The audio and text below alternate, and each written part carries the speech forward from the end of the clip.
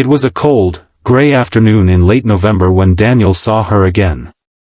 The wind whipped through the streets, carrying the scent of rain and the bitter chill of regret.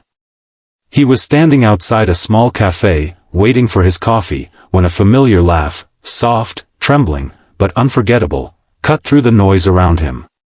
He froze, the paper cup trembling in his hand, and when he turned, the world seemed to stop spinning.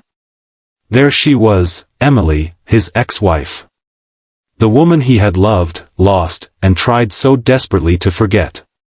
But this time, she wasn't alone. In her arms, wrapped in a tiny blue blanket, was a baby. For a moment, Daniel couldn't breathe. His chest tightened as his eyes locked on the child. The baby's tiny fingers peeked out from the blanket, and something deep inside him stirred, a feeling he couldn't name, a pain he thought he had buried for good. 6 months. It had only been 6 months since the divorce. 6 months since he'd watched her walk away from their home, their dreams, their shared life. 6 months since he told himself he was fine. But now, standing on that rainy street, looking at the woman who had once been his everything, he realized he wasn't fine at all.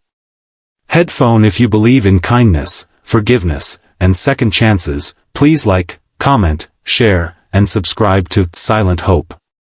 Your support helps us share more stories that touch hearts like yours. Yellow Heart.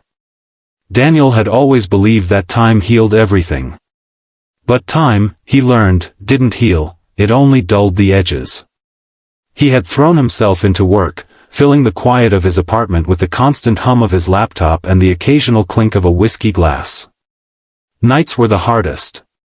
He'd stare at the ceiling and remember the small moments, the way Emily used to hum while cooking, the warmth of her laughter, the feel of her hand resting on his chest as they drifted to sleep. They had built a world together, only to watch it crumble under the weight of misunderstandings, unspoken words, and the slow poison of distance. Their love story had been beautiful once. They met in college, two dreamers with plans bigger than their means but hearts full of hope. They married young, believing love could conquer anything. But love, they learned, wasn't always enough. When Daniel lost his job 2 years into their marriage, everything began to shift. His pride wouldn't let him accept help, and Emily's constant efforts to hold them together only exhausted her. Arguments replaced laughter, silence became their new language, and one day, the woman who once promised forever packed her bags and left. He didn't stop her. Maybe because he believed she deserved better than the broken version of him. But now, as he looked at her across the street, cradling that baby, questions flooded his mind. Was she married again? Had she moved on so quickly? Why did it hurt so much to see her smile at that child the way she used to smile at him? Before he could decide what to do, Emily's eyes met his. Time folded in on itself. Her smile faded, replaced by something unreadable, shock, fear, maybe guilt. The baby stirred, and she adjusted the blanket as if trying to shield him from Daniel's gaze. Something in his chest cracked open. He wanted to turn away, but his feet carried him forward. Each step felt heavier than the last until he stood just a few feet away. The air between them trembled with memories. She looked at him like she was seeing a ghost. And maybe, in a way, she was. He wanted to speak, to ask how she'd been, but the words refused to come. Instead, he just stared at the child, unable to ignore the uncanny resemblance, the familiar curve of the lips, the soft brown hair, the same deep blue eyes that once stared back at him in the mirror every morning. A chill ran down his spine. "Emily," he whispered, his voice barely audible. But before he could say more, she turned and walked away, quickening her pace until she disappeared around the corner, leaving Daniel standing in the cold rain with 1,000 questions echoing inside him. That night, Daniel didn't sleep. The image of the baby haunted him, the resemblance gnawing at his mind. Was it possible? Could that child be? No, it couldn't. Emily would have told him. Wouldn't she? The thought consumed him, and the next morning, he found himself driving toward the small neighborhood where she used to live. He told himself it was just curiosity, but deep down, he knew it was something more, a desperate need for closure. When he saw her again, it was at the park. She was sitting on a bench, feeding the baby from a bottle, the soft morning sun painting her hair with gold. For a moment, he just watched, the ache in his chest deepening with every second. Then, gathering the courage he'd lost months ago, he approached her. She looked up, startled but didn't run this time. Their conversation began awkwardly. Small talk. Polite questions. And then, silence. Daniel's eyes drifted to the baby again. "He's beautiful," he finally said, his voice trembling.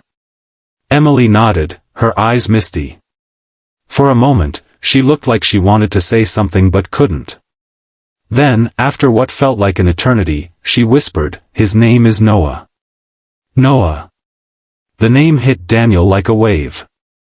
He remembered once telling Emily that if they ever had a son, he'd want to name him Noah, because it means rest after a storm. She had laughed then, saying it was perfect. Now, hearing that name again felt like both a miracle and a punishment. Daniel's throat tightened. "Emily, why didn't you tell me?" Tears welled in her eyes. "Because I didn't know how. You were so broken, Daniel. We both were. When I found out I was pregnant, you had already signed the divorce papers. I tried to call you, but you'd changed your number. I thought maybe it was a sign to let go." Her voice cracked as she continued. "I told myself you didn't need more pain in your life. But every time I look at him, I see you.